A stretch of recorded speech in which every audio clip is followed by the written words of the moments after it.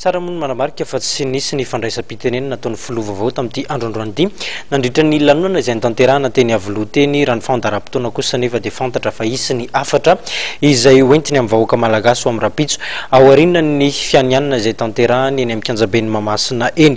Araka izany nandray ny fitantanana Andriamatoa Hery Rajaonarimampianina filoham-pirenena voavidim-bahoaka ato anatin'ity fanadihadiana iray ity no andeha amantarantsika iza marina moa izany filoha vaovao izany.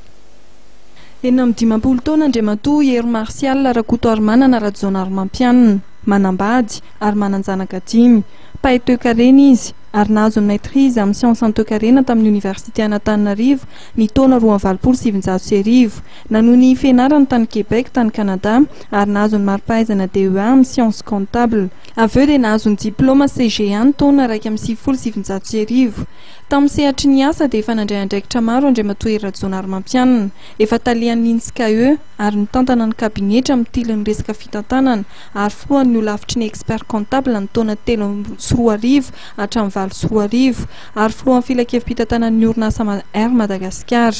Eo amin'ny lafiny politika dia mbola fohy ny lalana nolalovana-Andriamatoa Hery Rajaonarimampianina. Minisitry ny vola sy ny teti-bola ny tena ny taona 2004 hatramin'ny 2012. Izy no kandida farany latsaka hovidinana nanoloana ny toeran'ny Dr Jules Etienne sy Coul Roger Christophe. Manana ny ambarany raha lahan'ny filoham-pirenena vaovao manoloana ny fandraisana andraikitra eto amin'ny firenena nanomboka androany. Anankiray aloha zany dia tena hoe misaotra an'Andriamanitra. Io nefa nanabeazana ny tena ary mambolina mihitsy ny hoe Andriamanitra no mametraka ny zavatra rehetra, mandamina ny zavatra rehetra. Ty fotoana ity zany dia tena hoe voninahitra tokoa ary voninahitra ny fianakaviana raha teo koa kanefa dia tena voninahitra Madagasikara ary manontolo ka malagasy ny amin'ny vanim-potoana tahaka izao. Fifaliana zany izy, feno fifaliana ao anatin'ny vanim-potoana tahaka izao nefa fifaliana ifamizarana raha tolo izy amin'ny malagasy rehetra.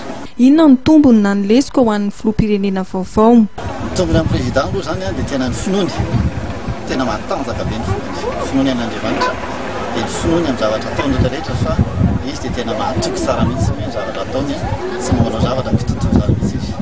Dia eo koa manampy an'izay ny fahaizana mampalalana zany izay ratoky dia hatrany amin'ny fianarana zany dia mitrakefany rehetrarehetra amin'ny fampianarana zany na ny tao ministera dia izay zany dia tena mahatoky fianakaviana mahatoky ny fomba fitantanana. Lesika ve izay olona tsotra izay fa tsotsoran'izay ihany no mety hoe sao dia misy manararaotra anatin'le izy kanefa dia mahatoky izay fa ny fahendren'Andriamanitra dia mampitainy aminy mandraikarivy. Lahy matoan'ny fianakaviana Rakotoarimanana ny filoha vaovao ary enina mianadahy izy ireo. Ny fianakaviana izay tonga nanotitra azy nandritra ny lanonana famindram-pahefana teny Avoloha tamin'ity androany ity.